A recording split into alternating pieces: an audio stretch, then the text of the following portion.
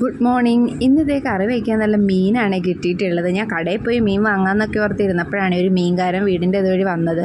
പിന്നെ അയാളുടെ അടുത്ത് പോയി നോക്കിയപ്പം വേറെ കുറേ മീനൊക്കെ ഉണ്ടായിരുന്നു. എന്നാലും ഞാൻ ചൂരയാണ് വാങ്ങിച്ചത്. കുട്ടികളൊക്കെ ഇതാട്ടോ കഴിക്കുകയുള്ളൂ. അങ്ങനെ വന്ന വഴിക്ക് അപ്പുറത്തെ ചേച്ചി ഒരു കഷ്ണം ചക്കയും തന്നിട്ടുണ്ടായിരുന്നേ. അപ്പോൾ ചക്കപ്പുഴുക്കും മീൻകറിയും നല്ലൊരു കോമ്പിനേഷൻ ആണല്ലോ. പിന്നെ വീട്ടിൽ ഞാനും അമ്മയും മാത്രമേ ചക്കപ്പുഴുക്ക് കഴിക്കുകയുള്ളൂ, പിള്ളേരൊന്നും കഴിക്കില്ലേ.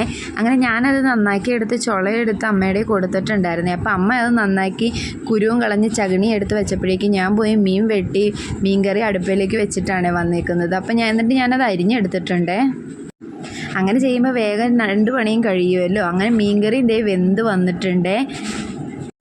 തേങ്ങ അരച്ചാണ് കേട്ടോ മീൻകറി വെച്ചത്. നല്ല ടേസ്റ്റാണ് ഇങ്ങനെ മീൻകറി വെക്കുന്നത്. അപ്പോഴേക്കും ഇതേ ചക്കപ്പുഴുക്കും ആയിട്ടുണ്ടായിരുന്നു. അപ്പോൾ ഞാൻ ചക്കപ്പുഴുക്കുണ്ടെങ്കിൽ പിന്നെ ചോറ് കഴിക്കില്ല, ചക്കപ്പുഴുക്കും മീൻകറി മാത്രമേ കഴിക്കുള്ളേ.